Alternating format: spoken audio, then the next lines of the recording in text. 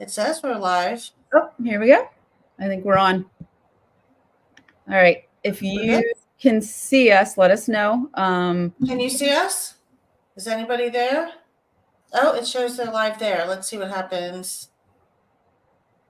Oh, there we go. I don't know if I'm seeing it on Facebook. So if anybody on Facebook can say it's on a delay. So it's going to show us talking. All right, so I'm going to go ahead and start our intro video. It's a nifty little video that Julie made, and so we'll have fun with that. Check it out. Hold on.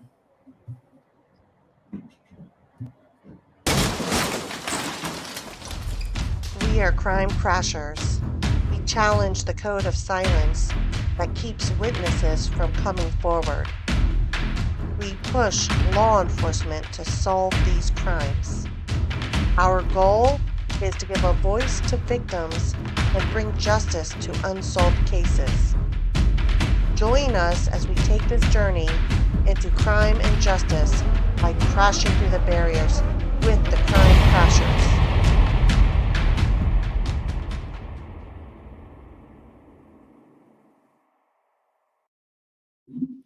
Sorry, that's pretty funny.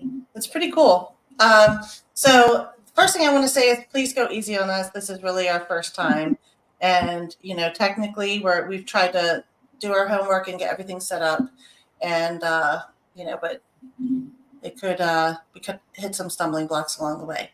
Awesome. So I'm Jenny and this is Julie. And we're going to put together a little presentation to share that kind of helps create some visuals to go through this. We are presenting on the Julie Ferguson cold case, and she was murdered back in 1995, and it's still unsolved. So our goal here with the Crime Crashers is to bring attention to this, hopefully encourage somebody to come forward who maybe hasn't come forward before, has information. It's been nearly 30 years, and it's really I think a lot of people who cared about Julie want to see justice in her lifetime, and Julie has really led the charge on that a lot. So I'm grateful to have her here today. So I'm going to go into our presentation, and we will just kind of start from here. Julie, do you want to introduce? Sure. Yeah. Hi. I wanted to say hi to you guys. Thank you so much for showing up and doing this with us. Please pop in comments at any point and we'll try to get them answered. So it's more of a conversation between all of us and not just, sitting through a presentation. So, so as most of you know, Ken Maines, he has a YouTube channel that is called Unsolved No More, and he looks at cases, mostly cold cases, and tries to get them back into the spotlight. So we're going to kind of go into like what our roles are and how Ken Maines got introduced to this whole thing. So you want to say more about it?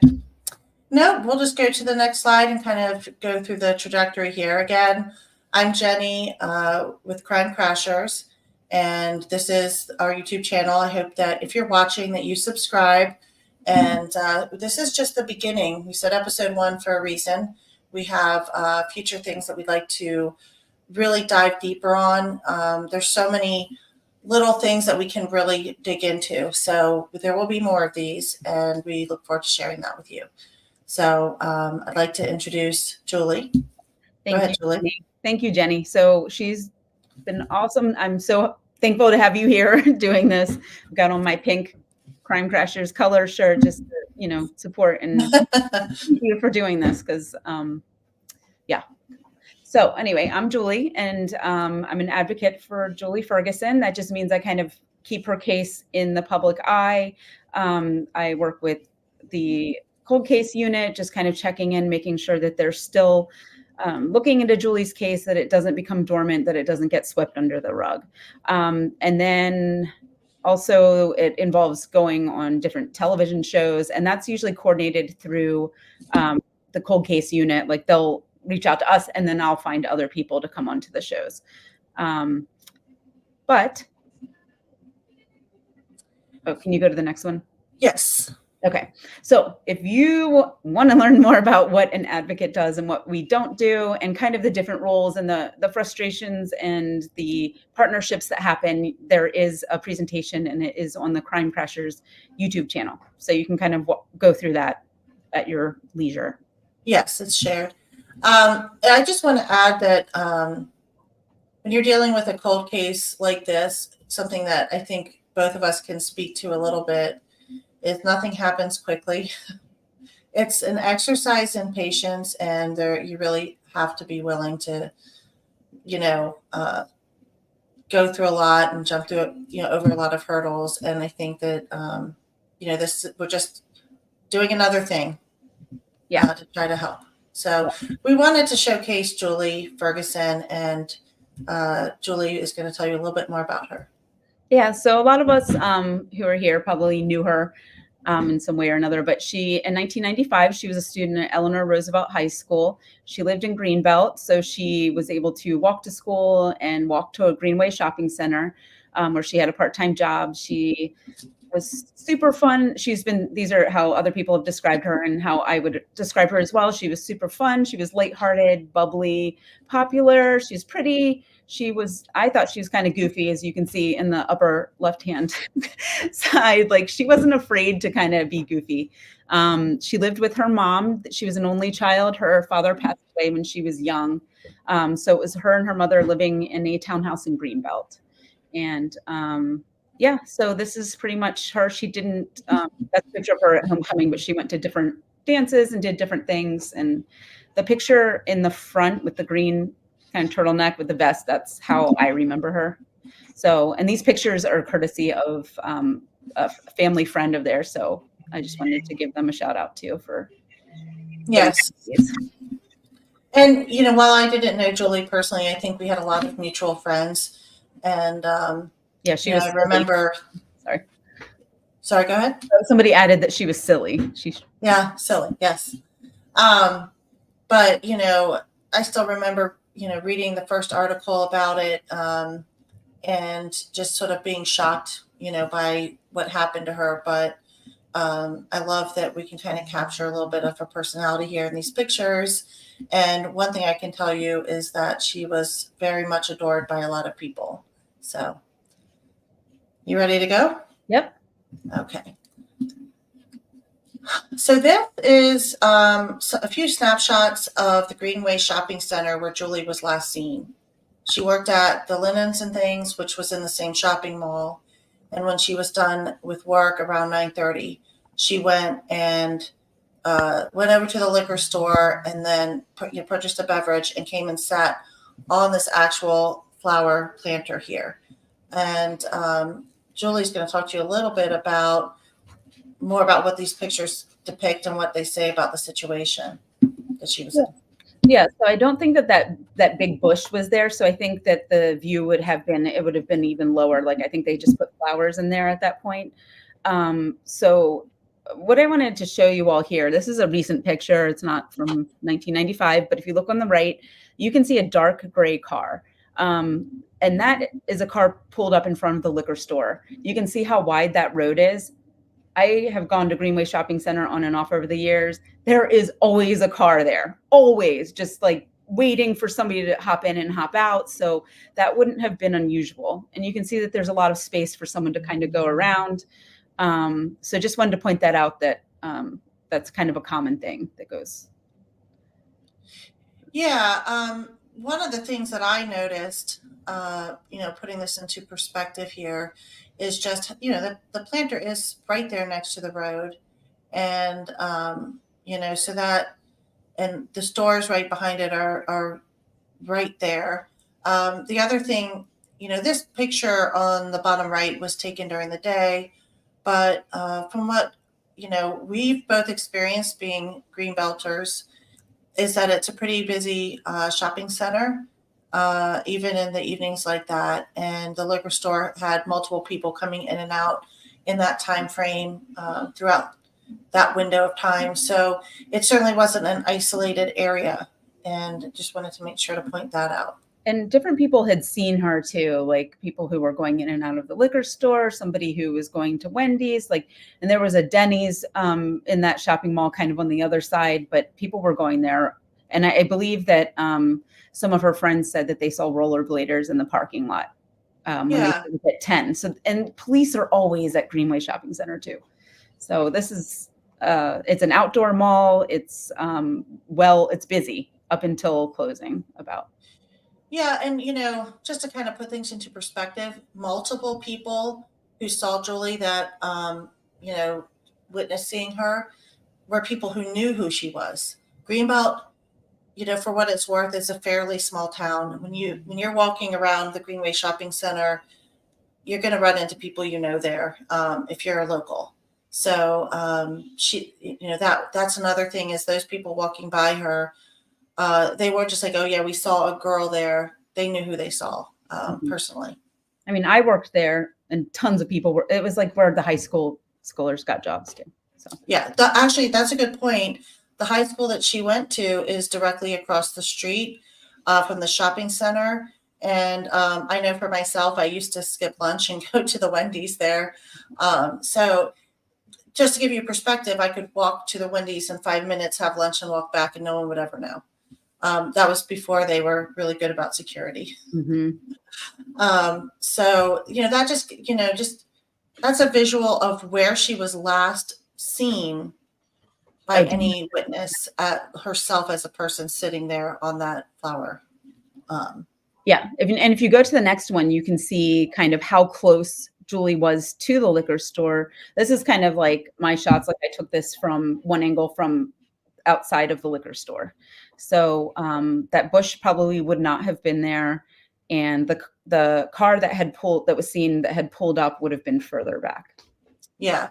And for me, again, looking at this, it really kind of puts it into perspective for me how close the store was to where she was sitting.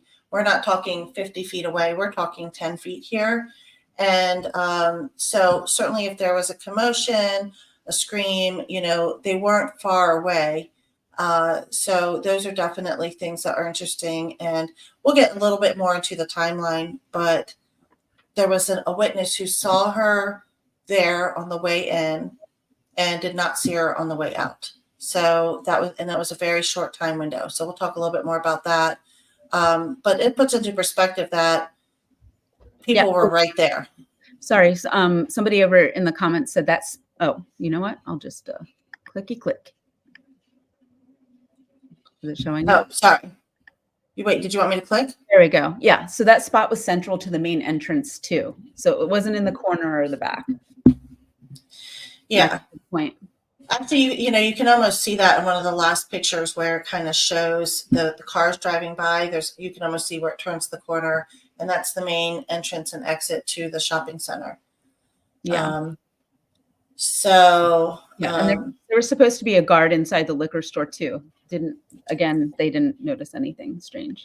Yeah. So this slide here actually depicts, and guys, keep sharing this information. It's actually really cool. And we might not catch every comment right now, but we're definitely going to be going back and reading things. So any insights that you have when you see this would be awesome to share and very helpful, I think, for people who see this. But these newspaper clippings are from, back when this happened. And, Julie, do you want to talk a little bit about these? Yeah. So it's interesting because I recently went back through and got all of the newspaper articles that I could find from the Washington Post, the Washington Times, the Greenbelt Gazette, the Greenbelt News Review, and I don't know if I'm leaving one out, but there wasn't a ton out there. It just kind of like there were like 3 or 4 articles and then it just kind of petered out. I'm going to be updating the website and posting everything there so that everybody can kind of go through what the initial newspaper articles were about. And I'll get into Ken Maines, but he firmly believes that if you don't have access to the police files, reading those initial reports is really important before the facts get kind of diluted. Yeah. One thing that I want to say is just, a step on the outside here. Back then I didn't have TV. I had newspapers and I read it because it was my only form of information and entertainment. But looking back and doing the research into the articles actually kind of made my heart drop. There's just not a lot out there, and it made me feel like there was no like real attention on this. It was like it happened, there were a few articles, and like maybe every 5 years there's something new that comes out, but it's sort of like we're getting further and further away from the fact that this girl, lost her life. And, part of our goal here is to get a little closer to that, bring things back into refresh people's memories and make people really think and, hopefully wrestle up some more information. But there's just not a lot of articles. And you do see some inconsistencies. If you read them back to back, you're going to see inconsistencies, especially over time, and different things that come forward. And, this particular live stream, we are not going to dive as deep into these articles, but trust me when I say we are going to be doing deeper dives into these, because there's good information in there and things that we really want to talk about on a deeper level. So this next slide is actually the map. And Julie, you want to describe this a little bit? Yeah, so this, if you look from the left to the right, she was taken, and Ken Main's video gets into it, that we know where she was abducted from because her items were left behind. There was her drink left there, and people had seen her there. So we know that that's where she was taken from, and then takes you to Daisy Lane. I was speaking with somebody recently, and they pointed out, like, it seems like it looks actually appropriately long on this map here. But 5 miles doesn't sound like that much, but it is the longest ride. There is a light. Like I did the drive not too long ago, and I don't know if they did that night, but I hit every single light. Like, it is a long ride. And it does feel oddly far away. And I don't know why it felt like that, because, I grew up there, nothing felt that far away, but when I actually drove it once too, and I thought, gosh, this is it is long. It is. Oh, Carrie, and anybody else, if you have any of the Raiders Roosevelt articles, please email them. Oh yeah, that's a good point. That would be, somebody would be really meticulous about saving stuff, but if, you have a high school newspaper, that would be awesome. A little bit with this map, I mean, that shows where they went. To put it into perspective too, that's kind of going away from Greenbelt and kind of in an area that would be a little unknown to people who are from out of town, things like that, especially Daisy Lane. It's sort of, it's actually a place that a lot of people we knew about, used to hang out at. It's I think Julie described it as semi-rural, and we'll show you some pictures of that next, but it really does highlight the fact that this was sort of a random out of the way road that, the fact that our age group, and I was a little bit older than Julie, our age group knew about it, hung out there. It wasn't too far from the Glendale Hospital, which was a place that if you grew up down there in our day, you would know about it. It was sort of the haunted, abandoned hospital. Is only a short pathway away from Daisy Lane, and both places were hangouts. And so that was something that always interested me. But, again, it's just, we'll just go to the next slides and take a look at this to put it into perspective. Julie, do you want to talk about this? Oh, wait, going right is... Yes, this is so important too, right?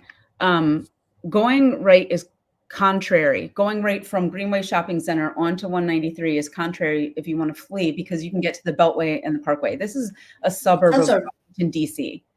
Thank you, Allie. That's a very good point, and kind of what I was thinking in my head, didn't know how to say. But you're going deeper into the local area. If you've just abducted someone and you're not from in town, you would probably want to just get on the highway, which is right there. There was, the 495 and the Baltimore Washington Parkway, not too far away, is 95. So it is interesting, and that's a good point. That they went sort of further away from maybe a better escape route. Yeah, and I don't know if Julie hung out on Daisy Lane prior to her abduction. I don't know if it's a place that she would have gone necessarily. I think it's more that her abductor or abductors would have gone. Well, and anecdotally, if I'm okay to share this, some of my friends who kind of live, we called it Greenbelt East, who lived on that side of town would go there. There was a skate ramp, and so I'll just read that comment.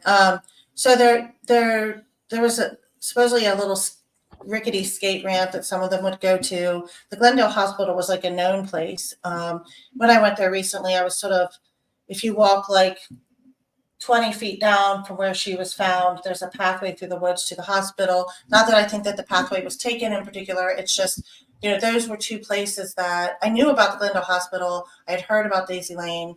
There are people I know who are like, yeah, we used to hang out there. So I think it's like teenagers finding places to go that are away from the public, so that they can hang out unbothered is probably why if you look at this picture on the top right, that's a view down Daisy Lane. It doesn't past where she was, but it's a good show. It's a good, and like, yeah, it puts into perspective. This was a small, narrow road. There wasn't any, house. Well, there were some sprinkled houses here and there, but it wasn't developed at the time. Now I think there's more development there. And the picture on the left and in the middle show kind of where she was left, and it shows the terrain. There's this little pull away in the middle picture. That's where they kind of pulled off. And it shows that it's very grassy and,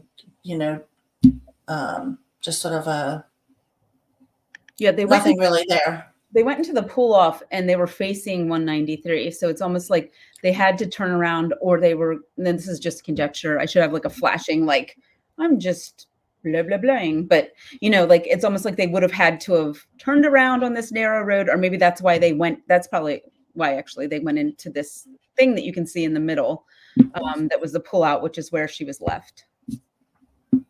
Yeah. That makes sense. So one thing that's kind of interesting, we have a lot of people commenting about, was Daisy Lane a hangout? If you know people who grew up around there, it might have been a real time frame thing, because I personally didn't go hang out there because I had my own places to hang out, but I have been to the Glendale Hospital, which is nearby. But Daisy Lane itself was more some other of my friends, and they were all like a year or two older than me.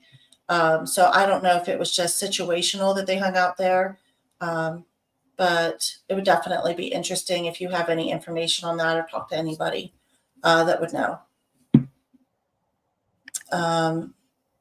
About this, I remember her Jessica's boyfriend calling her in the morning. He lived over there. There was a lot of police activity. I think by the time like a friend and I had gone there at like 11 a.m., like everything was gone. Like the police were gone. There was a crime scene tape, but you could just like walk all over it if you wanted to, which was not funny, but kind of. Erin, that's an interesting piece of information. That is interesting, because was their car damaged? Yeah. Was somebody's dark red car damaged? Yeah. We're going to write all these down. So keep it coming. The one thing that we put in there, fact versus fiction, and part of our goal here is to try to separate that out. So, but any piece of information could wind up being something valuable. But we're going to try to, and maybe we'll be in touch with people that are willing to comment to us. One of the things that Julie said is, if you're not comfortable commenting about something here on this chat, she will be sharing the link to her Justice for Julie website, and there's a place for anonymous tips. So we definitely welcome that. She's got it up on the banner right now, so you can go there and put in anonymous tips. We won't be reading it during this stream, but we definitely encourage that if you're not comfortable saying something, out in the world there. And there's also the Crime Solvers link too for anonymous tips, and they give you a tracking number, and there is a $27,000 reward. So then you can use the tracking number if your tip ends up leading to somebody getting prosecuted. I'm just going to pop this in here. I see there's 46 people watching. That's great for our first stream here. Please hit subscribe because we are going to have more of these, and maybe even some of the information that you've given us will become valuable to one of our future episodes too. Okay. So Tug Speedman here says, I knew nothing about this. What is the quick summary of what is going on? So we are talking about the 1995 abduction and murder of Julie Ferguson in Greenbelt, Maryland, and her case is unsolved. She was abducted outside of her work while she was waiting for a ride in Greenbelt, and her body was found the next morning in Glendale, just by the side of the road. She had been strangled, her throat had been cut, and her hands were tied. So that's, sorry to put it out so bluntly. That's the gist of what happened. And actually, go to the next slide because we're going to go to. Yeah. So you want to remove the banner bit so you can see this. Paula Zahn did a show. It's on the case with Paula Zahn, and it was on Discovery, ID Network, and some of these other places. And there was good information on there. I mean, when you watch it and you've read all these other things, you can see that there's some things where this is a little bit different than this thing. And that's kind of one of the things we're trying to dig in on is zeroing down on information. We actually are in conversation. Julie is working with the detective to try to get us sit down and go over some details just to confirm things. So that will be, something that we can bring up in a future episode. But Paula Zahn did cover it quite well, and in some ways, and in other ways, we sort of, see some discrepancies. But it's something worth watching if you're trying to find out the general gist of the story. It goes pretty deep, and more so than like any other. These shows don't do a lot of private investigating, but this one did the most, where they were the most thorough. And well, the detective is on it too. Yeah, but I think also things get more confusing the more you put out there. So Rylan here was asking, why would the wire being run into at Daisy Lane indicate the people knew the area? I would assume the opposite, that they didn't know the area nor the wire and drive into it accidentally, assuming what you heard is accurate. So I wanted to say to that, I think, I don't think it implies whether they knew the area or not. We don't know if this is conjecture. Okay, flash that thing again. This is just me, but we don't know if these people were sober. Yeah, that's actually a good point. They could have. We'll go over a little bit more information, but there's some indication that some suspects or potential suspects, I should say, that were seen, had actually just gone into the liquor store before Julie disappeared. So we don't know if they were sober. The other thing is that's just a very small. I mean, it looks bigger in the picture. And go back and show you. It looks bigger, but it's really small. And you're driving in the dark at night. It was so on that road. It was so dark. And honestly, there's no lights on that road at that time. And they might have known the pull off was there, but not known the wire was there. So because it was sort of a weird little pull off, and I don't think it was very big at all.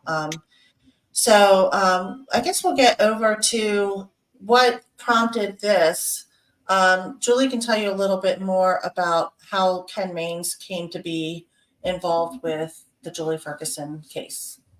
Speaking of, I love Ken, but when he drinks on air, it drives me nuts. So I will mute when I drink out of this. Love you, Ken. All right. So Ken Maines, he is, I started watching I've always watched true crime, and I think a lot of us have, just because we wanted to, learn more about maybe what happened to Julie, learn more about the criminal mindset, and that kind of thing. So I've always kind of been into it. And when there's a new crime that's unsolved, I kind of latch on it, particularly if there are any similarities.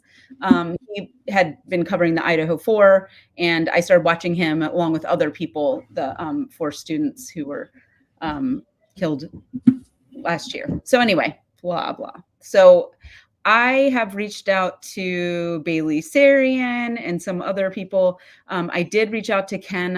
I know he's not everybody's cup of tea, but I really like his blunt style. He shuts off the comments on his videos. You cannot question what he's saying. He just kind of wants to put it out there. So Ken has this YouTube channel called Unsolved No More. He has a bunch of credentials, which I think we'll get into later, but he's kind of qualified to talk about what he's talking about.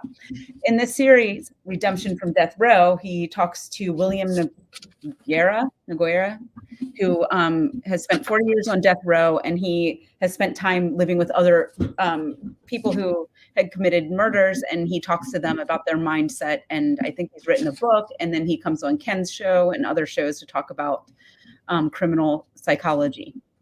Yeah, just to kind of cover the bullet points that we wrote down before, he has a combined 20 years in law enforcement and the United States Marine Corps. He's been on the History Channel tracking the Zodiac Killer, and on Discovery Science Channel investigating history's greatest mysteries. He's the author of Unsolved No More, one of this country's greatest detectives, quote, and the foremost authority on unsolved cases. He has a bachelor's degree in criminal justice, master's in criminal profiling, undercover narcotics, FBI task force, district attorney's office, drug task force, and cold case detective, supervisor and cold case detective. So he's coming at this from, I'm going to take the information that's available to me and I'm going to sort of, kind of examine it and describe what it tells him about this, and keeping in mind that not all the information that he's receiving is accurate because, like I said, there are discrepancies in what's public. He really had some great insights. There's some things where, we may have different information or knowledge, kind of how we showed the proximity. So there's things that we might know being local that may change the point of view. And if he were here on the ground investigating, there'd be a lot, more information at his disposal. But with what he had, he, made some assessments in 2 separate videos. So if you go to Unsolved No More, you can watch those 2. And one of them is this screenshot shows it, that Julie Ferguson, renowned cold case detective, explains what really happened from his point of view based on the information he had available. Did people see this one? I'm wondering if you all had watched the other one that he did. And that one, he kind of, he just asked for newspaper articles. That's the first one that he did for us, for Justice for Julie Ferguson. And he kind of went, by the articles that he read, he said, don't tell me anything else. I don't want to know. I just want to read the report and then go off of that. So that's what he did there. And he had, I guess we won't get into it too much tonight, but he had said some things in there that we thought were really good. And some things we just didn't agree with, but mostly we'll focus on the second video that he did. Yeah. So yeah, we're kind of pulling things that they talked about in both videos. The slide that you're seeing right now, true or false. One person of interest, Doug DeSilva, was cleared by DNA. So they made this assertion in the second video. And the second video is a little different because he brings this guy in who's in prison for murder, who is kind of, takes one to know one maybe, who's talking about what he thinks based on the evidence, which was actually kind of different from what Ken thinks. It just goes to show everyone's going to see something different. And so, but in this case, they confused a separate case. So there was, Doug DeSilva was a person of interest in this other case, unrelated That was to Julie Ferguson's case. And it made there's some similarities in the cases that kind of, got their attention. And if you've watched the Palazan case and things like that and read about it, he's a name that comes up. But they said that he was cleared in Julie Ferguson's case, and that's they just mixed up the 2 cases. The information is that he was cleared in the other case that was similar to this. So it's not like he was involved in that case and he's a serial killer who was on this sort of, we don't know anything about Doug DeSilva and what he's done or hasn't done. And there's nothing at this point that excludes him, as a potential suspect in this case, according to, what the detectives currently have investigated. Yeah, But the way that that case was separate. Yeah, the way that it was said on one of the TV shows, and then Crime Watch Daily did this whole kind of it got messed up, but they said that he was cleared with DNA. So that is true that Doug was cleared with DNA on another case, and there was actual, what do I want to say, like sample that they could draw directly from. So I guess the term is SA. So that was involved, and they could take that. So yeah, we're going to talk about that in just a minute, Siobhan. Yeah. So I'm going to go ahead and go to the next slide. As we said, it's false, and that particular case was just a separate case, and they just confused the two. So we're kind of, moving on from that. And this is a quote that we took from Ken Maines, and he said, "This is a prime example of how important it is to have police reports because one little detail can throw off your whole assessment."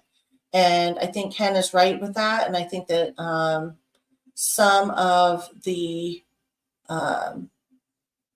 information that even Ken had could have been, not 100% what the detectives have and what was on their actual police reports. So these are things that we found in their assessment, that there are little details like that we might have information on that's a little different than what he read. So we're going to keep going. Did you want to say anything about that, Julie? Yeah, I do. Because the reason that William Noguera in Ken Maine's video went down the road that he went about the two perpetrators and them not relieving themselves, I don't even know how to say it, but, leaving their DNA next to Julie or on her or around her. He was taking that from like his assumption that this is the kind of people these are because there was DNA from another person. So we know that they had that type of DNA. So this must have been a sexual crime. And because of his misunderstanding about one person being clear on DNA in Julie's case, which was not correct, he assumed that they had that type of DNA and that it was also available in Julie's case. So it took him down this road, and he explained some things that were kind of graphic and kind of things that you can kind of clear out of your head because there's nothing to tell us that that's what went down. Okay. Mm-hmm. We don't know. And Ken talks about the 3 or 4 motives. It's either, what did he say? What were they? GSR, greed, sex, or revenge. Right. So this guy is saying it was sex. In the other Ken Maine's video, he's saying it's greed. So Jennifer's saying she doesn't agree with their assumptions on this case. I'm assuming you're talking about Ken Maine's, and I tend to agree that there's areas where I think they diverge. In Ken's first video, there was actually more things he said that resonated with me, and we made sure to put some of that in this slideshow. So a lot of people are asking the DNA question. Suffice to say that part of the reason I'm doing Crime Crashers is a lot of these cold cases, they have not even done DNA pass-throughs since decades ago, and technology has changed. And so that's one of the things that we're trying to bring to the forefront, and hope that as the technology changes, that there's opportunities to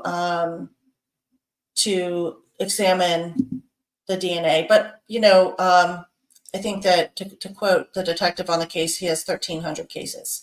So sometimes the squeaky wheel gets the grease, and that's really important to solving a case. And so this is our squeaky wheel, and we're going to try to bring stuff like that and any other details and information that might help them uncover things, get, to speak to more potential witnesses. Again, it's almost 30 years ago. Maybe people who were scared to come forward back then. Maybe you have children now and you can't imagine how you'd feel if that was your child. And so I definitely want to appeal to you to come forward and make this, I mean, and here's the thing about coming forward, they're not advertising that, okay? There's a lot of things that get it to the point where a district attorney is going to have a case against somebody. But every bit of information counts, and that those things aren't just being disclosed publicly if somebody comes forward, and they're very sensitive to that. So,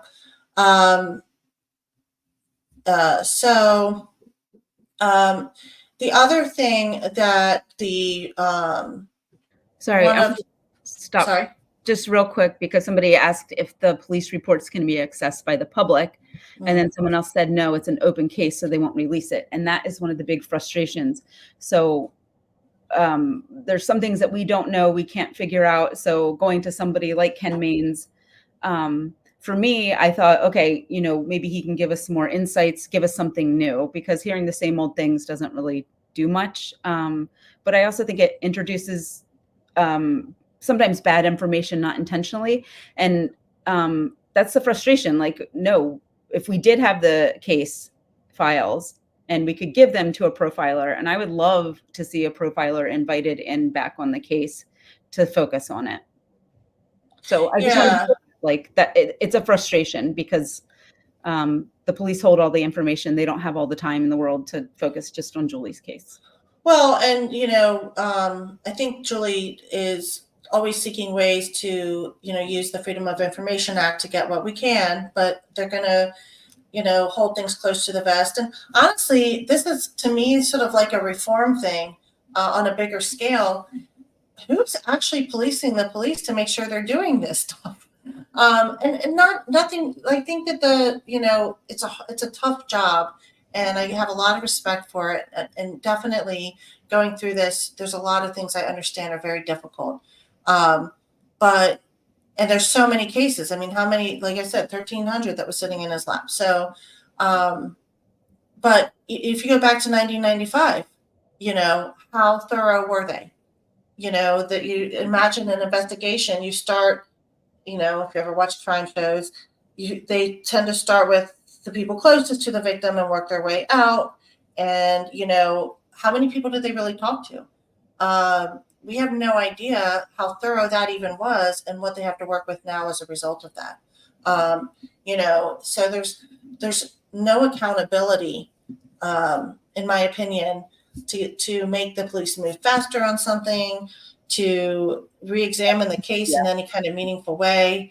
There's a pecking order, and there's limited time to focus on all these cases, and they don't even remember half these cases. So it's our job to try to bring that to their attention.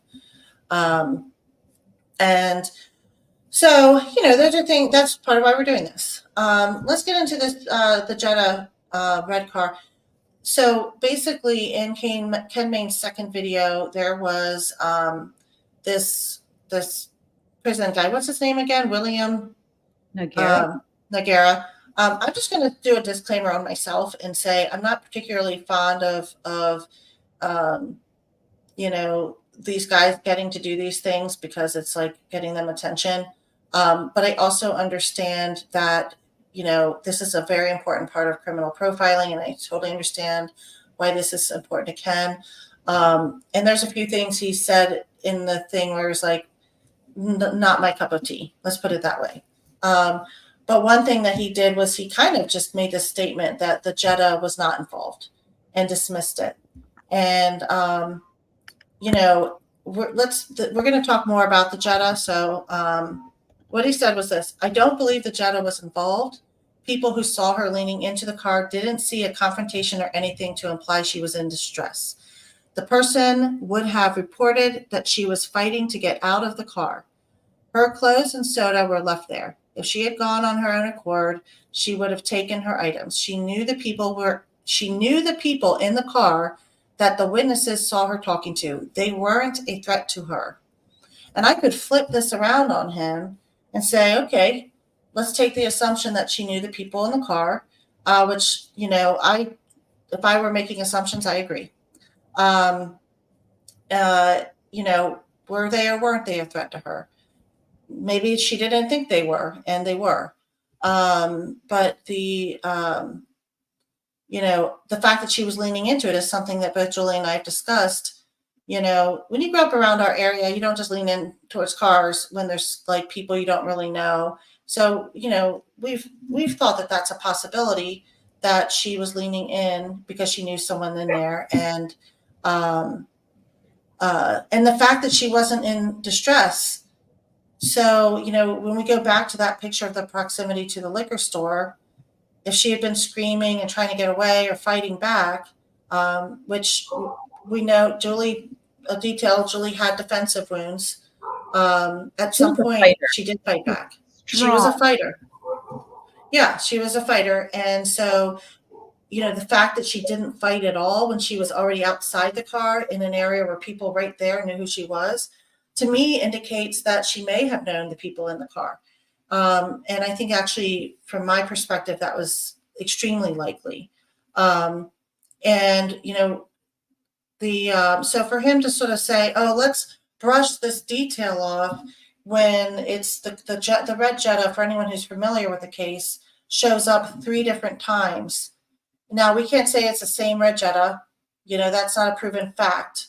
And we are trying to take fact and fiction, but it's we'll get into that a little further as we go. So I'm just going to go to the next slide and talk more about the Jetta. Do you want to talk about this, Julie? Yeah. So, we have newspaper articles. I totally forgot until I went back into it, and maybe you all will remember this too, but we didn't hear anything about a red car until April. Now, it happened at the end of March, but I think it was like April 6th. So it's not that far out, but this car was seen parked in front of Julie. A witness came forward later, or that I don't know when they came forward, but they said that they saw 3 people exiting a car that was parked in the parking lot that looked like that car. And then it was seen again by a witness on Daisy Lane. So, can you go to Ken's thing? Or we can show you real quick what the car might have looked like, because we've heard that it could have been a Golf or it could have been a Jetta, but it's yeah. So the Golf and the Jetta are very similar cars. One's a hatchback and one's a sedan. And these 2 models look a little different on the front, but they were very, very similar. So from a certain angle, you might not know the difference. But Stephen thought that the red Jetta was ruled out. Actually, no, it has not been ruled out. That's a very important thing to know. Let me sit back for a second and talk about the timeline, because I think this is important. All of these are witness sightings. Okay, so it's a human being relaying to the police this information. And we can connect these dots, but what Julie was describing is a witness within, I think, about 15 minutes is what we agreed, around 15 minutes before Julie was seen for the last time.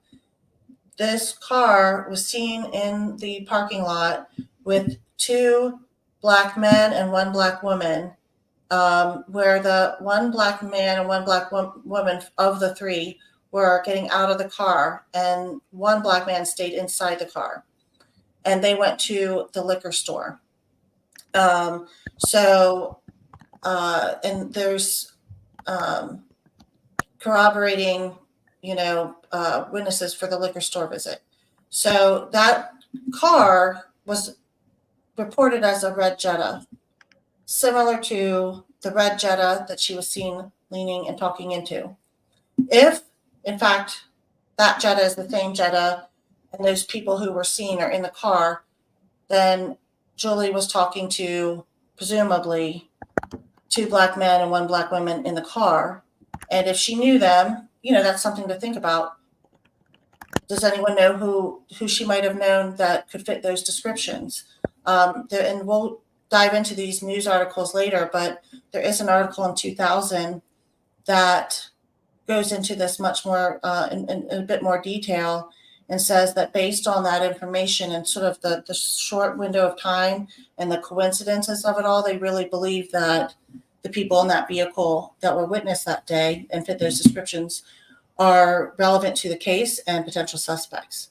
So that is definitely something that we'll dive into more in future episodes when we read those articles and talk about, the people who were seen and what they described them as and things like that. But right now, this red Jetta, I think the fact that this guy on Ken Main's show talked about the Jetta kind of, kicking it out as an important fact. She was seen talking to them right there at midnight or thereabouts. Don't know the exact time. A witness saw a red Jetta pulled up on the side of the road on Daisy Lane with their lights on, right where Julie's body was discarded. Okay. So that's an important detail, that this red Jetta was in all 3 points where she was last seen within minutes. We'll talk about the time window, but very small time window. It was seen in the parking lot with those 3 people. It was seen talking to her. And like I said, there's no confirmation it's the exact same car. It's just a really important coincidence that the detectives took seriously, at least at some point in the investigation. And it was also seen where her body was found. So this is important information. Julie brings it up. He says, that's not coincidence, folks. That's your murderer. Yeah. So that was in his first video, right? Where so his guest William said, no, it's not related, but the timing is very tight. Yeah. And let's talk about the timing briefly. She was last seen by a witness at 9:50. And the witness was going into the liquor store. And by the time they came out, just a few minutes before 10, they did not see her anymore. And then at 10 or thereabouts, her friends who were coming to pick her up showed up and she was not there. And that's when they knew something was wrong. And she had left her beverage that she had just purchased and a bag of her personal items. I think people asked whether it was a purse or not. It was a shopping bag of personal items. But that window from we'll say 9:50 to 9:58, that's a small window. So, if you imagine the alternative scenario that this red Jetta pulls away and some other red Jetta pulls up, and then that red Jetta abducts her and goes and dumps her, that would be a very big coincidence with the sighting of the red Jetta. And the fact that it was pulled over on Daisy Lane, not a highly trafficked area, at a time of day or night, I should say, where not that many people were traveling it, on a small semi-rural road with their lights still on, definitely was suspicious, enough so that person remembered that detail and reported it as a witness. So that is a point that we really want to talk about, and people who knew Julie and knew who she might have been acquainted with, we'd love to hear from you. Again, there's the Justice for Julie webpage where you can put in anonymous tips, and you can reach out and share that. And Sarah says the car is the only true link.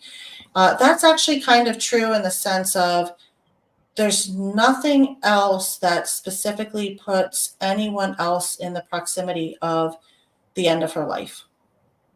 So that's an interesting detail to talk about. So, what do you think? We'd love to hear from you. Julie, you want to talk a little bit about this? Yeah, sorry, I was looking for a link to the about the other case that Julie was not a witness in the CJ Brown shooting. She may have been in the area. She didn't see anything. She was a character witness. There were several other character witnesses for one of the people that was involved in the shooting. He was driving the getaway car. He didn't know exactly what was going on. I don't know. So a character witness, just so people understand, is you're not testifying against anyone in a way that's going to get them locked up. You're not like a snitch. You're speaking for someone on behalf of someone that you believe has good character, and you're willing to stand up and testify to that. So, the idea that this was related, I think is kind of a little far-fetched. You know, The timing is weird. Okay. Like the timing is weird, but police seem to think that there wasn't a connection. yeah. So, and I mentioned the word snitch, and I think anyone who grew up in our area, there's definitely this code of silence thing that people do, and they don't want to tell on people they know, and there might be people here who watching this right now who have information or know somebody or know something, and you may have some sort of discomfort with coming forward. I think it's a value system that was pretty familiar to a lot of us, and I don't personally believe in it, but I know when I was a teenager, I wouldn't have wanted to be that person. I'm hoping a lot of people who were around at that time who might have information have come to see things in a different light, that might be more willing and hopefully less scared to come forward. I mean, I think that it's always Because the era ended, though, the snitches get stitches. I don't know. I mean, I think a lot of us are rightfully, kind of timid about it, because it's like, on the one hand, some of us have gray hair and grandkids. I don't have grandkids yet, but I've got some gray hairs. And like, I don't know at what point it becomes, I don't know. There's just something unresolved about it. Something, I don't know. I just wanted to share this because it's an interesting insight, and I tend to agree with it possibly. I mean, I leave my purse everywhere all the time. Don't follow me because you might wind up with my purse. But, I do think the stitches get stitches thing is funny to me because it's true. I mean, there's a mentality around it, and it is uncomfortable. And in fact, that's probably one of the biggest reasons most cases go unsolved, because in truth, I think there's like almost always somebody who knows something that could crack a case. And I truly and firmly believe that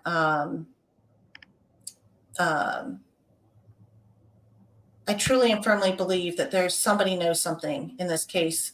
And in fact, I do know that there are people who have come forward, and I compliment you for that. And, but it is frustrating, and it's hard to come forward and then have it go nowhere. I think that it's like you do this big scary thing to tell information, and then nothing happens because there's just not enough momentum on the case, not enough attention on it. This is our job, guys. This is why we're here. Okay.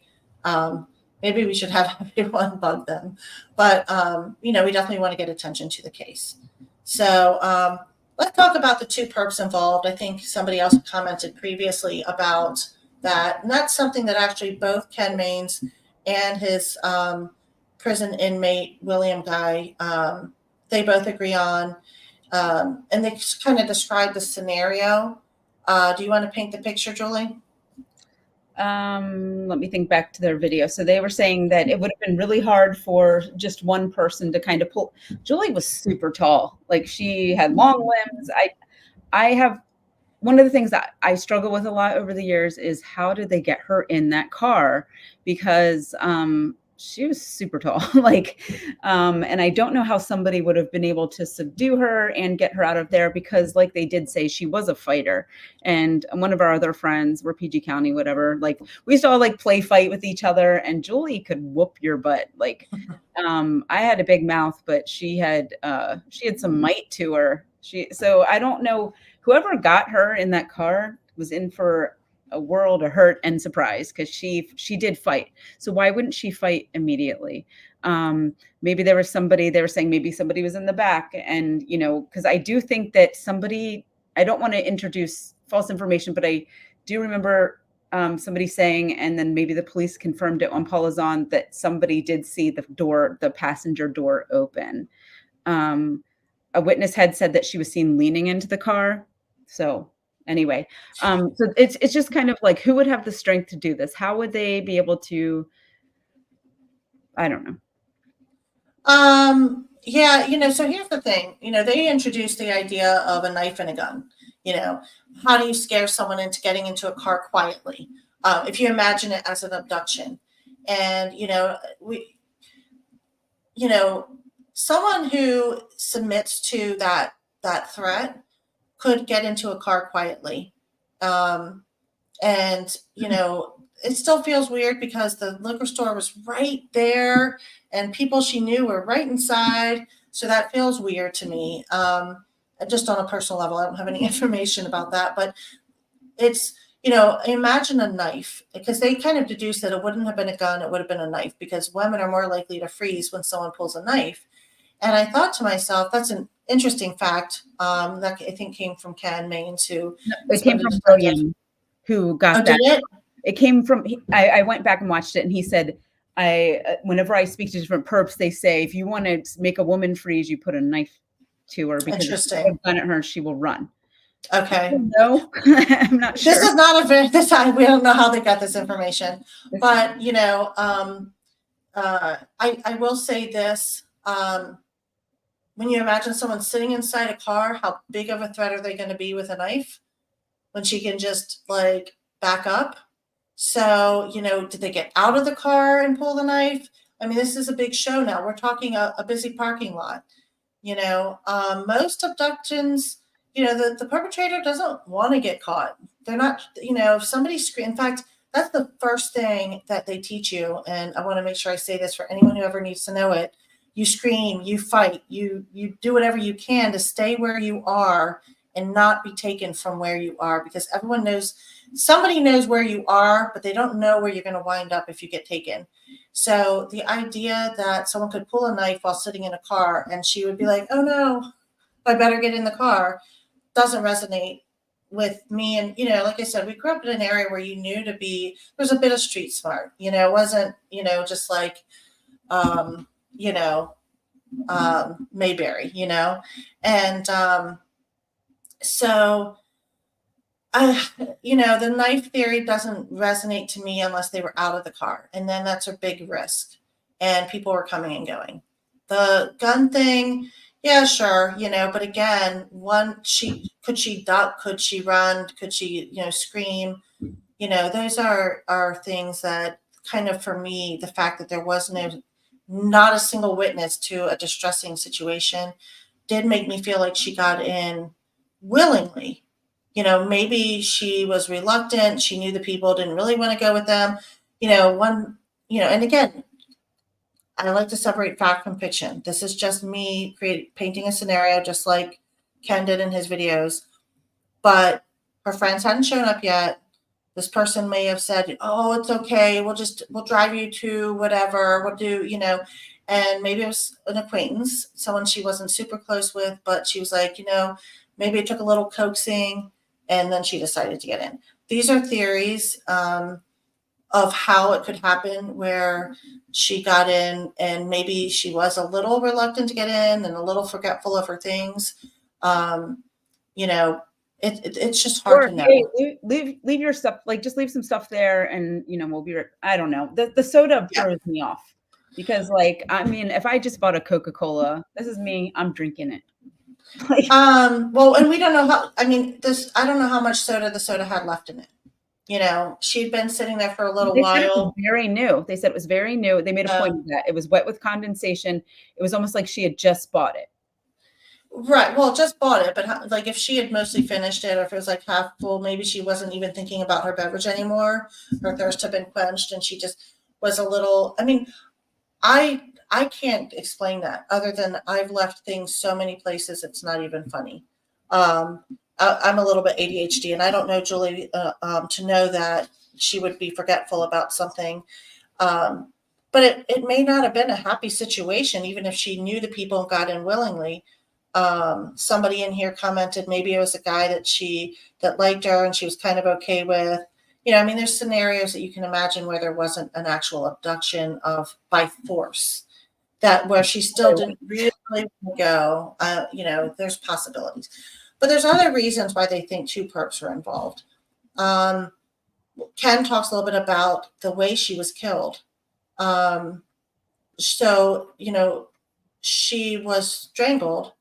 And, he kind of paints the scenario that they didn't leave the car, which is something that is a real possibility, that they drove around for a while with her.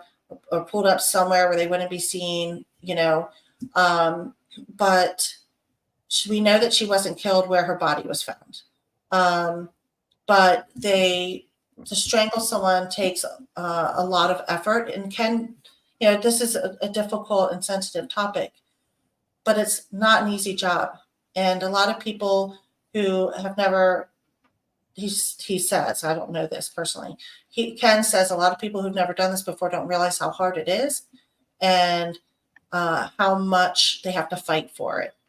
And that maybe they even realize that she's not fully dead and have to do more.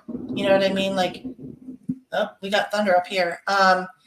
So maybe that effort was not just one time, but over time to try to get, the result that they were aiming for in the end. And some details of the case are that when she was found, her hands were bound.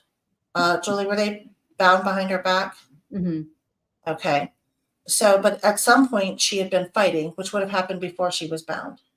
So whatever was happening, there was a struggle and a fight. And I guess to prevent her from defending herself, they tied her hands.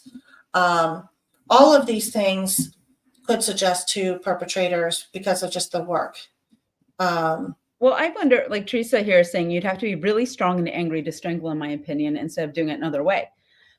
What boggles my mind about the whole crime is that they strangled her and then her throat was cut. So if you had a knife the whole time, why aren't you using it then? Like, why do it this way? There are some things that indicate that this wasn't a planned out crime, and we're going to do a different look at that, kind of like what kind of shows that it maybe wasn't planned and it was kind of sloppy, or whether it was a stage thing or that kind of stuff. Do you agree? We can do something like that. Yes. Yeah. We'll definitely go into more detail on that in a future episode. I mean, there's so many details you can really dive into. Why didn't they use the weapon? And strangulation is very personal. It really is. And it's you'd have to be pretty dedicated to the end result. The knife was introduced at some point after she was deceased. And that's an interesting detail because I don't know if I talked about it in future slides, but we'll get there. The knife her throat was slit after she was dead. And in the video, they actually talked about the prison inmate, William, talked about it being an act of rage. And, I sort of imagine, to me, it felt very controlled. My first reaction when I heard it was actually, we're not 100% sure she's dead. So let's just, here's insurance. She's not going to come back and wind up being able to, point us out and say we did this, I see it as insurance to make sure she's definitely dead by somebody who doesn't know what dead fully looks like. And that it was just that one final extra step because it's so different styles. So maybe somebody did one in one, conjecture, but I just wonder, like, if there was somebody who was a little more like. It's hard to say. I mean, what we do know is that at some point in time there was a knife in their possession. Yeah. I know a lot of our friends in that area carried knives and stuff, like pocket knives and things like that. I don't know what kind of knife this was. Okay. I want to get to Chrissy's question real quick, but she said, what did they tie her hands with? So we've all heard like kind of different things, but there's something to imply that it wasn't necessarily planned. It was something kind of improvised. So actually that's a good point, because in one of the videos of Ken Main's, he talked about, if they had like rope or cord or something, that would indicate premeditation, that they brought it with them to commit a crime. It's sort of like the murderer kit of things, maybe, with rope in it. But we don't know the details on it, but we know that it was something that was improvised as something that would be available to tie someone's hands with that you weren't expecting to have to tie up.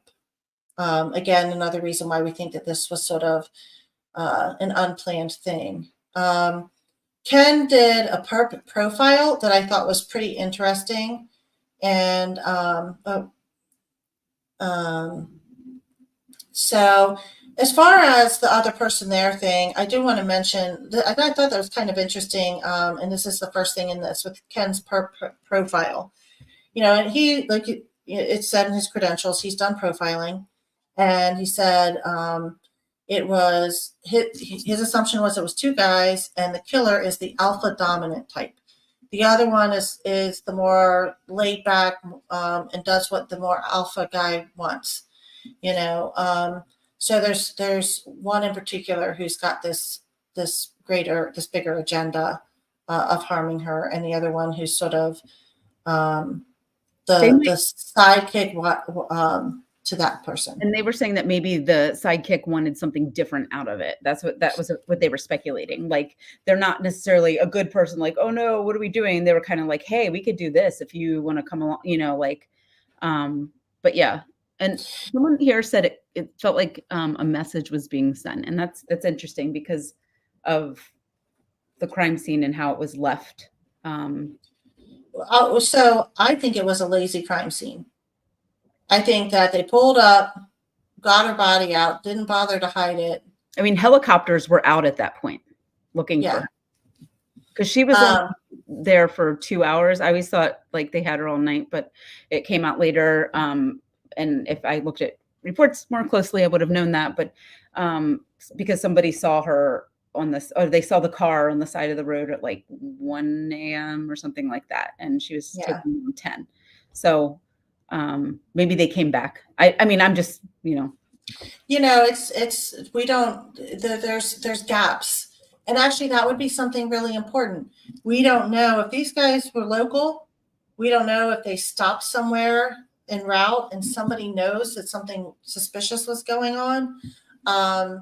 But there's a 2-hour window from the time she was reported missing to the time the car was seen on the side of Daisy Road. And anything in those 2 hours is complete mystery in terms of what's been reported so far. So his profile includes that this person would have had no job, nothing to do but hang out. We know some people like that just were always hanging around Greenbelt. He said young, in the early 20s.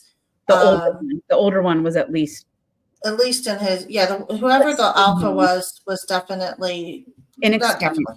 This was not an experienced killer. They were in their early 20s, and this is the profile. This is an assumption based on the way the crime played out. A more experienced killer might have done certain things differently. They might have been more prepared and had something with them. There just this opportunity arose or something went wrong. But, so this is not someone who's like an experienced killer and he assumes early 20s. There's no job and nothing to do but hang out. Getting started. This is probably an earlier crime of theirs.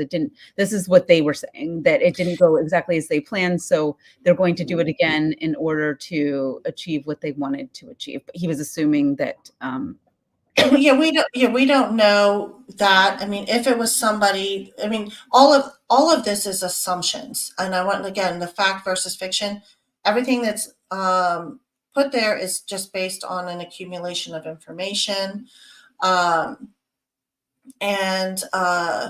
these were things that they discussed. The one thing that, I find interesting, the no job, nothing to do but hang out in their early 20s. If somebody knows people like that fit that kind of description, and if we assume, again, these are all assumptions, that there were 2 black males and a black female in the car, if you know people that she was acquainted with that might fit those descriptions, that's an important detail. And we're just triangulating information. That doesn't mean anything in terms of what can actually be, we can actually hang our hat on. But if you have information on that kind of person, I just saw a comment up there that went away. Was there sexual assault? Do you want to talk about that, Julie? So yeah, as far as we know, she was fully clothed. There was a description of what she was wearing. So in one of the earlier articles, and I got to get that website sorted out so you can see them all. But she was wearing a skirt. So I think like they would know if there was an attempt or some sort of something. So she was fully clothed. There was no sign of sexual assault. According to everything the police have said, Ken and his guest were saying, like, well, maybe the police didn't reveal that for one reason or another. And then the conclusion that they both kind of came to was there's no reason to hide that. Well, and there's, and again, this is the media and things get twisted, but I think it was actually a quoted thing, but and this is just memory, that they said there is no signs of sexual assault. Does that eliminate the fact that there was a sexual motive, an interest in that, a power, sort of a power move against somebody who, was being rejected? I mean, I don't know. Sometimes these people are impotent. They can't complete the act. They can't, but this is talking about a certain type of criminal who doesn't complete the act. So they might not get to, or they might. Yeah, they in Ken Main's video, the inmate guy created some scenarios around it that I thought were a stretch. Even with the skirt on, if they were even grabbing at her legs, she would have bruises on her legs. Those can be signs. And there was, according to what they came out with, no signs of sexual assault. And I do think that can tell a story.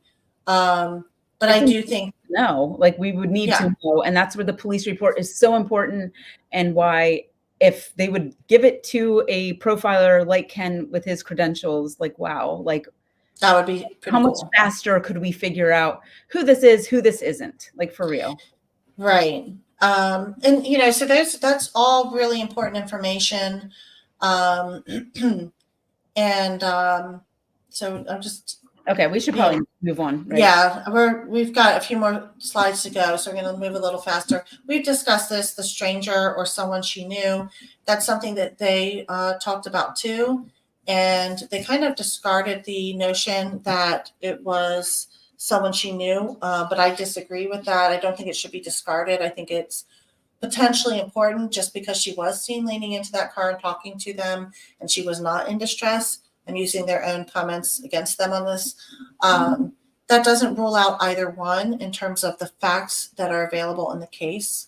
But one of the reasons we're doing this is because if in the instance that it's someone that she knew, there's probably other people who know something that could be very useful. If it's a stranger, that can be a bit more difficult. But in most investigations, they start close to the person for a reason, because a vast majority of crimes are committed by someone you know. And occasionally there's those random weirdo, psycho, serial killer types that are lurking around. But the odds are in favor of being someone she knew in terms of just mere statistics. And then there's some indications that it's possible that it's someone she knew just based on her chatting with them. Could be someone just coming up and asking a question and trying to lure her in too. Yeah. I think I forgot what I was going to say. Yeah. But there's also, because Julie was supposed to get off at 9:30, her friends they closed early that night. And according to some of her friends, if she got off at 9:30, she didn't leave at 9:30. They were inside. It was linens and things, people throwing stuff all over the place. They had to refold the whatever. I guess not the towels, because that's a fake thing. I've just learned that online, but where you see the towel display. But anyway, so that's just fake. But she had to put all the bedding away and anything that fell in the aisles and straighten everything up.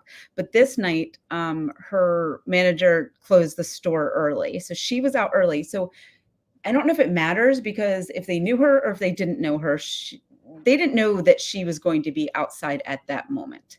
It's either way, somebody saw her sitting there and said, let's pull up. That's just what I wanted to say, because I don't think that tells us either way. Like, Yeah, that in and of itself isn't like it's a a crime of definitive. opportunity either way. Yeah, it really is. And I think that the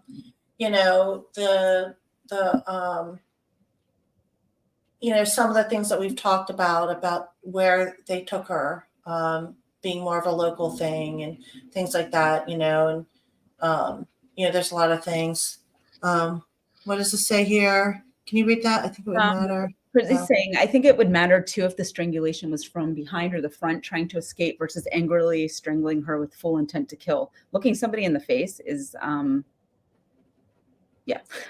Yeah, so, but I think that could be why they tied her hands, because she was fighting back for her life, and that was inconvenient. So could it be from the front? Could it be from the back? It could be either. Why did they not use the thing to tie her hands to strangle her with? That's an interesting thought. That's actually one I haven't had before. But if you had something that could tie her hands, it could also strangle her. So, answer this for Vanessa too, real quick. yeah. I interrupted. I'm sorry. But the friends weren't late. They were just out early. It was both. She probably, if they had gotten there at 10 and things had gone as they usually did, she would have been in the store, but she was out early. So, but it's both, which is, hold on.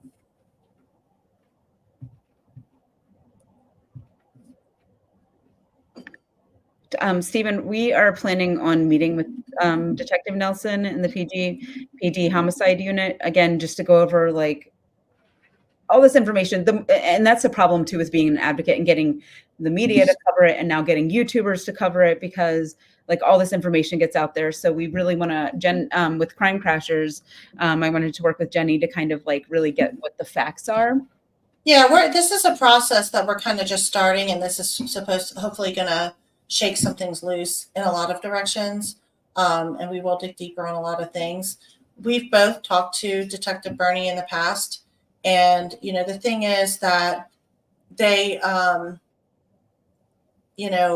we're trying to be sensitive to like what's been publicized and what's available, and even with those things, there's things that don't fully add up. And so the more we can get confirmation from him on details and information, and maybe over time he releases a few more things. I mean, it's been a long time, and maybe there's less worry about giving more information that might break the case open.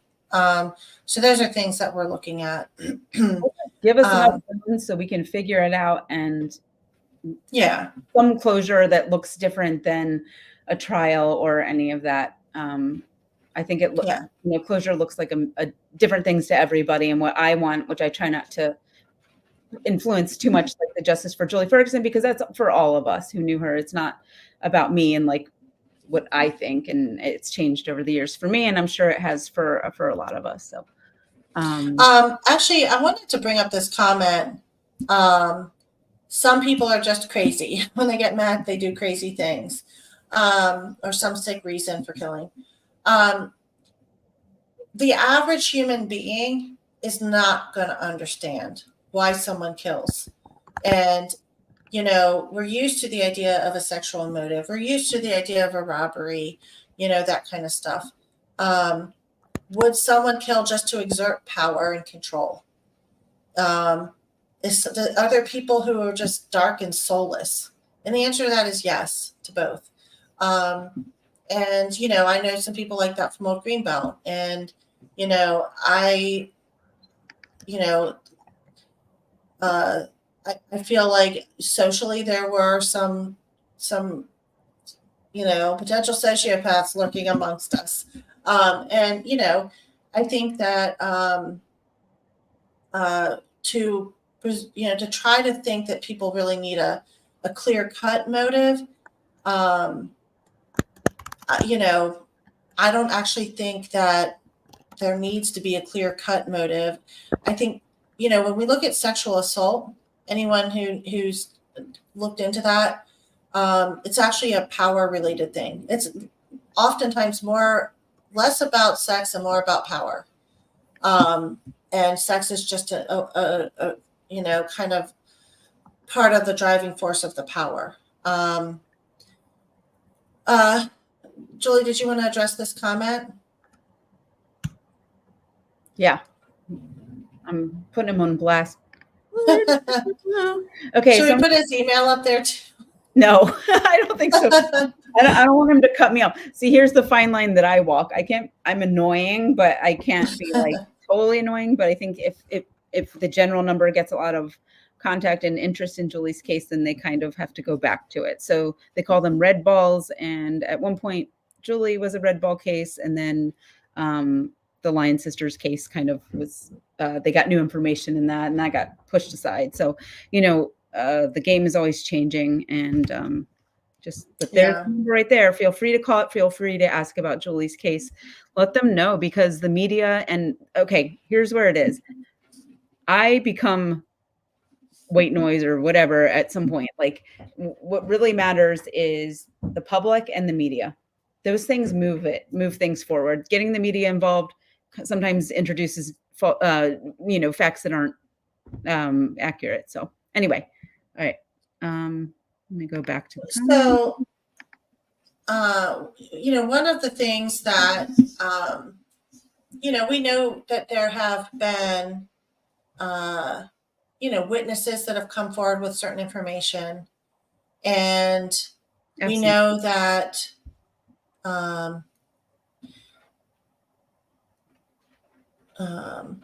so let's put this out there. Sarah's correct. They might feel more comfortable going directly to the detective. You can certainly call. If you would like the email as a more specific thing, maybe you can get in touch with us. You don't have to tell us anything you know. You can do the anonymous tip and ask for the email. And in certain instances, I think we, can look into that. But I definitely think that the main goal here is any way possible to get information to him that, especially if you know something. And if you do, let's face it, whoever you might be going to give information on is someone who killed someone once, and that's a scary thing. I decided, I have ties to people. I even have, information that makes me worried about speaking up, and people who are worried about us speaking up, because it's digging into sort of the inner workings of. I've decided that I'm a mom. My daughter is in that age group. I don't want anything to happen to her, but if anything ever does, I want people to not be afraid to speak up. And I'm telling you, you shine a light on it, and it's scary for the criminal who operates in the dark. That's my feeling. And, so I'm here in the light, shining a light on it. And, to me, we have to be strong about that. And with this, in the slide, we talk about future episodes. There's a lot that we've discussed during this that we will focus like a whole episode just on some of these things. The car, the different rumors and assumptions. We're not going to name names because that could be defamation if we don't have proof. But we can talk about different rumors. We can talk about other cases and other media stories and what they cover. Our goal is to really pick apart the pieces and try to figure out what information is meaningful, which information is accurate, which things are assumptions. When you're profiling, it's understood. It's sort of like an educated, logical guess, but it's still a guess.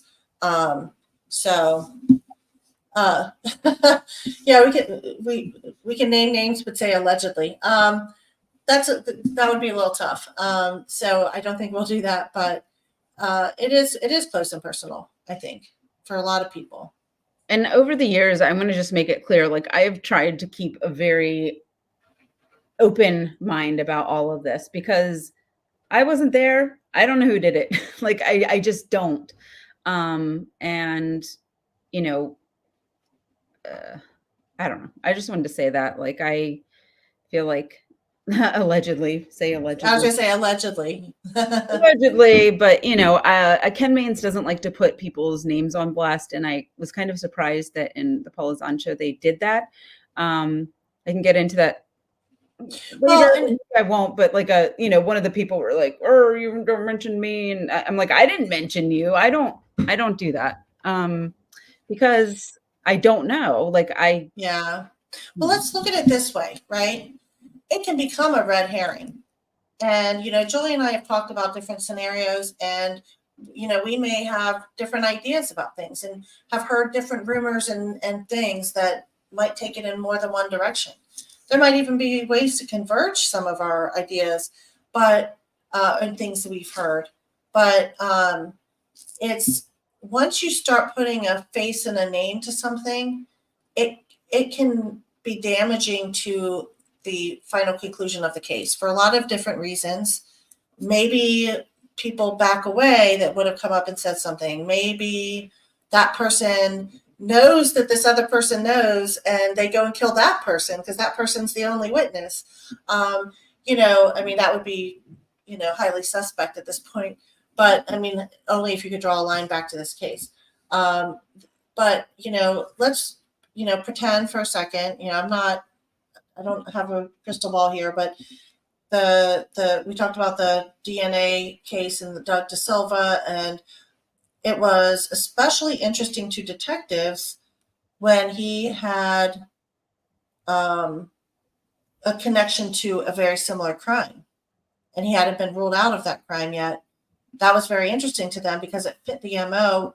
Not exactly. You could look back and forth and be like, oh, this is different, that's different. But everyone started talking about this one guy. And I'm only saying his name because he's been talked about in the media multiple times. Now, if that guy didn't do it, imagine what his life must have been like at that point in time. And he has a family too who's very upset about it. Right. But also, under the assumption that he is not the person who did it, now we're marching down this path and everyone's going that direction, and it's taking us away from the truth. And the truth is known somewhere out there. I truly believe someone knows the truth, but I'm trying to look at this as if I'm trying this case. I'm not an attorney, but, familiar enough to know, that you have to have evidence. You have to have, good qualifying evidence and, to actually make a case. Right. And information can come together to paint that picture, and they can have circumstantial cases. And, with the technology, the DNA could be a factor. There's just so many possible avenues, and, and when I say avenues to get information, but by putting out a name, it could change the outcomes. And that's why the police don't usually share too much of that stuff of people they're investigating, because, it can actually be destructive to their investigation. Me maybe being a scary baby, but I also want to say, I'm not an investigator. I'm just kind of, trying to push it forward and do all that. But I think that we could all kind of make it so that somebody can get dedicated to this case to kind of just look at it again, give it one last try, say we left everything on the field. We're coming up on 30 years. I feel like, it's a final shove, maybe. I don't know. Yeah. Well, and I wouldn't say final. We've got a lot of time left, but it is an exercise in patience. There's information on this slide if anyone wants to take this down. And we're about done with the slideshow. So after a beat, I'm going to take this off. And just if you're still here and you haven't subscribed yet, definitely subscribe so you can catch up with our other future shows.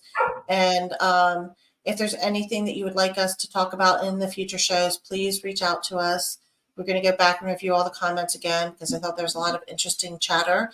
And I appreciate you guys being here. I know we have some supporters here. And family and friends of Julie Ferguson, as well as our own, just supporting what we're trying to do. And hopefully, you get the word out and maybe more people come and watch next time, or come, you can share the link to this video. It will be on the @Crime Crashers YouTube page. And, maybe there'll be more people who come and watch it out of curiosity that could have information or know something that would be useful. How do you subscribe? Sorry. Where is it? In the YouTube page, I'm going to type that here. So I'm sorry if you hear me typing. Oops.